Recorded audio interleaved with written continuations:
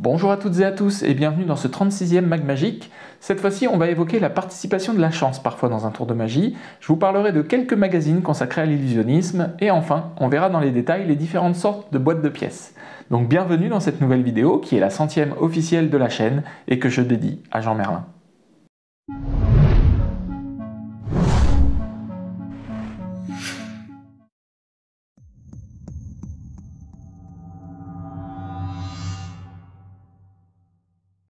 Il vous est peut-être déjà arrivé lors d'un tour de magie d'avoir une chance particulière, la réalisation d'un événement imprévu qui a sublimé le numéro ou vous a permis de sortir d'une situation délicate.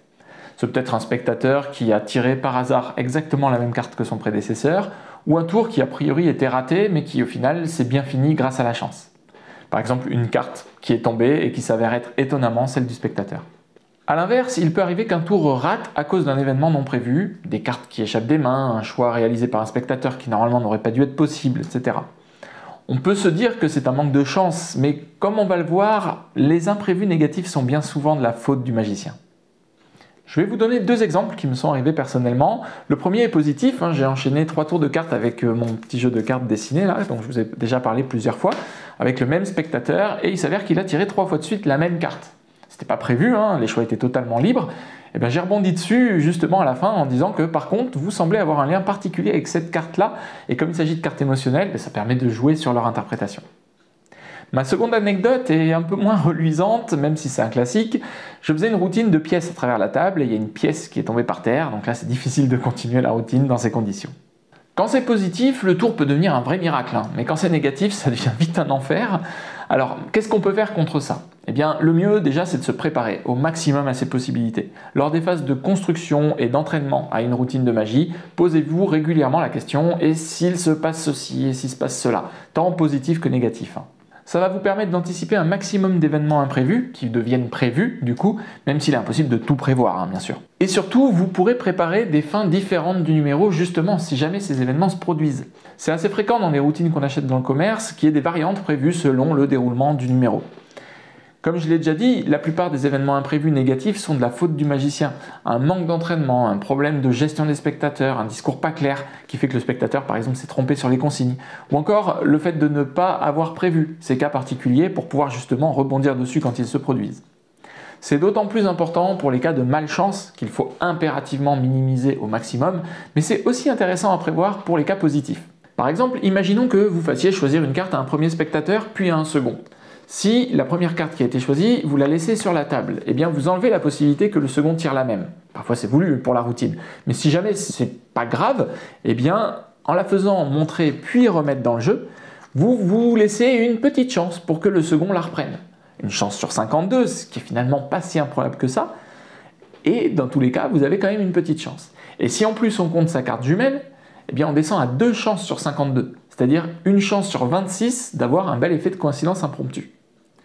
On peut aussi enlever des cartes. C'est par exemple le cas avec mon petit paquet de cartes personnalisées.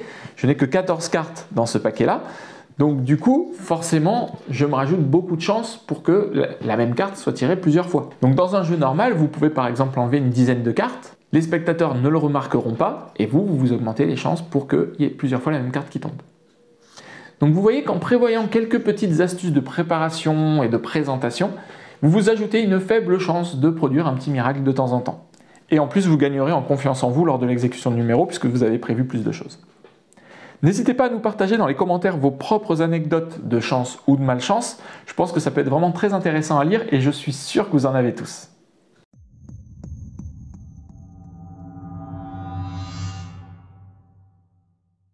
Je voudrais maintenant vous parler des magazines de magie. Vous le savez probablement, mais il a existé beaucoup de magazines papier sur l'illusionnisme et la plupart n'ont pas survécu plus de quelques années. Parmi les magazines en français les plus connus, on peut citer l'Illusionniste, le Journal de la Prestidigitation, la Revue de la Prestidigitation, Arcane, Imagic bien sûr, Le Magicien et Imaginarium. D'ailleurs, vous trouverez sur Virtual Magie une page dédiée à la présentation de ces magazines, je vous mets bien sûr le lien dans la description de la vidéo. La plupart de ces magazines ont disparu dans les années 90-2000, et c'est pas un hasard, on va y revenir juste après. De nos jours, en format papier, on parlera ensuite des magazines numériques, il existe encore la Revue de la Prestidigitation, qui est faite par la FFAP, qui d'ailleurs maintenant s'appelle la FFAM, Et les cahiers du mentalisme, même si pour moi il s'agit plus d'une série de livres que de magazines, et d'ailleurs on retrouve cette subtilité dans le nom avec le terme cahier qui est très bien choisi. Parce que l'une des différences fondamentales entre le livre et le magazine, c'est que le magazine il parle d'actualité. Ça n'empêche pas d'avoir des articles de fond, d'histoire ou d'analyse, mais en gros un magazine il est fait pour parler de l'actualité du moment. Alors qu'un livre il est généralement intemporel. C'est une grosse différence qui explique aussi pourquoi les magazines de magie, ou même plus globalement, disparaissent de plus en plus de nos jours. L'information de l'actualité, on l'a maintenant sur Internet, avec les réseaux sociaux ou en vidéo. Et surtout gratuitement, en dehors des coûts d'abonnement d'Internet bien sûr. Donc les gens, ils ont de moins en moins envie d'acheter des magazines, et aussi moins de temps pour les lire. Et ça explique pourquoi la plupart des magazines de magie ont disparu fin 90 ou début 2000. C'est simplement l'explosion d'Internet. Pour les livres, c'est autre chose, et notamment les livres techniques comme nos livres de magie. En achetant un livre, déjà on achète un bel objet. On va pouvoir l'entreposer dans une bibliothèque. Et surtout, on sait qu'on pourra le relire dans 10 ans, 15 ans, 20 ans. Son contenu restera valable. Alors qu'un magazine, on ne le relira probablement jamais, à part peut-être les quelques articles qui ne concernent pas l'actualité. Mais en tout cas, c'est moins fréquent qu'on rouvre un magazine qu'un livre.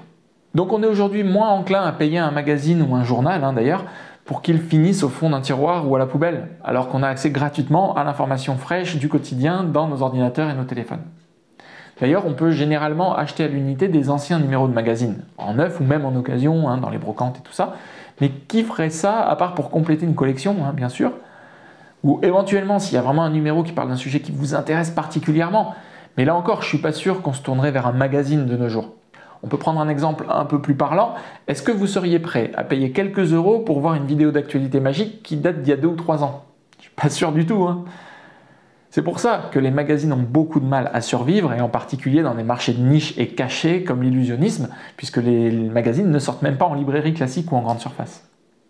Alors quelles sont les alternatives à ça? Eh bien, si vous envisagez de vous lancer dans la création d'un magazine sur la magie, admettons, eh bien, à part bien sûr les considérations classiques éditoriales, c'est-à-dire les thématiques de contenu, les auteurs, le nombre de pages, la fréquence de sortie, tout ça, je vous recommande de ne pas le sortir au format papier, mais plutôt au format numérique, donc PDF ou vidéo même. Vous aurez une plus grande audience potentielle, et surtout ça va vous coûter beaucoup moins cher, puisque vous n'aurez pas les frais d'impression, d'envoi, de stockage et tout ça. Il existe aujourd'hui au moins 2 magazines professionnels qui perdurent au format numérique. Magicus Magazine, qui est payant, et Les Chardons Magiques, qui est gratuit. Et surtout, vous avez accès sur leur site à tout l'historique de tous les numéros qu'ils ont produits depuis les années 90. Alors bien sûr, tout n'est pas à lire dans le détail, puisqu'il y a beaucoup d'informations d'actualité de l'époque, mais ça reste vraiment hyper intéressant à parcourir, je vous invite vraiment à aller regarder ça.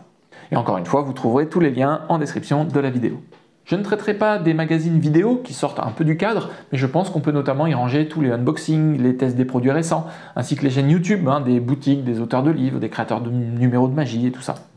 Comme d'habitude, n'hésitez pas à partager dans les commentaires les références vers d'autres magazines que j'aurais pas cités, je suis très certainement passé à côté de beaucoup, donc n'hésitez pas, ce sera utile vraiment pour tout le monde.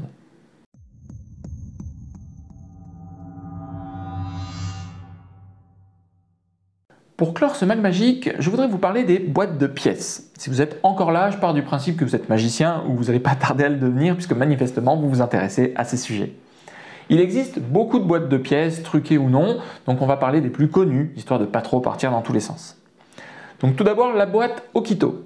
C'est une boîte non truquée avec un couvercle qui est amovible et qui va permettre de faire croire que les pièces sont fermées dans la boîte alors qu'en réalité elles sont déjà parties. Donc on peut faire des effets de pièces à travers la main, de téléportation, ce genre de choses. Alors je vous ai montré cette boîte, mais en réalité c'est pas une boîte Okito, celle-ci c'est une boîte Boston.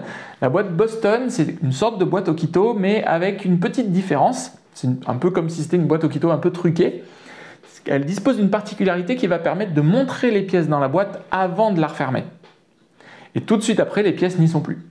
Donc personnellement, bien sûr, je préfère cette boîte par cette particularité-là justement, d'autant qu'elle reste complètement examinable. Une variante maintenant de ces boîtes Okito ou Boston, et qui existe donc dans ces 2 versions, c'est la boîte avec fente, la Slot Okito Box ou Slot Boston Box. Cette boîte elle a un petit truc en plus qui permet de retenir une pièce à l'intérieur quand on la retourne. Elle permet donc de faire de très beaux effets de téléportation. Je pense qu'on pourrait faire par exemple la même chose avec un scotch double face au fond par exemple, mais je pense que ça serait trop visible à l'examen bien sûr, et probablement pas assez fiable. Là c'est fait dans le bloc de la boîte et c'est totalement invisible. Je vous montre ça. on ne voit vraiment rien du tout. Moi, c'est une version aluminium, donc c'est taille $2,000 ici. Ça coûte beaucoup moins cher que la version en laiton, c'est plus léger aussi, même si parfois c'est un peu problématique, justement parce qu'elle n'a pas le poids qu'il faut pour faire certaines passes correctement, et notamment les retournements. Et en plus, la fente, pour moi en tout cas, elle ne marche pas très bien avec les pièces de $2,000, donc je suis un petit peu déçu, mais bon, je suis peut-être mal tombé. Maintenant, la taille. Comme vous le savez, on peut faire de la magie avec des pièces de plusieurs tailles. Eh bien, vous trouverez en boutique de magie la plupart de ces boîtes dans les tailles les plus courantes. 50 centimes, 2 €, $2,000 et même dollars. Bien sûr, plus on augmente de taille et plus elles sont chères, donc prenez bien des boîtes qui correspondent aux tailles de vos pièces. Enfin, et je finirai là-dessus, il existe de très beaux modèles avec des formes ou des couleurs un peu différentes, et notamment cette très belle lampe magique qui est une boîte Boston. Moi j'ai ici une réplique en plastique, mais la version en laiton est fabriquée par TCC. Comme je l'ai dit, il existe aussi beaucoup d'autres modèles, de formes et même d'autres boîtes comme la boîte du Vivier, mais on a vu ici les fondamentaux. J'espère que tout cela vous sera utile. Comme d'hab, petit pouce en l'air avant de partir, merci à vous. Je vous laisse sur une citation de Jean Merlin qui prouve qu'on peut être l'un des meilleurs magiciens du monde et rester humble. A très bientôt et prenez soin de vous.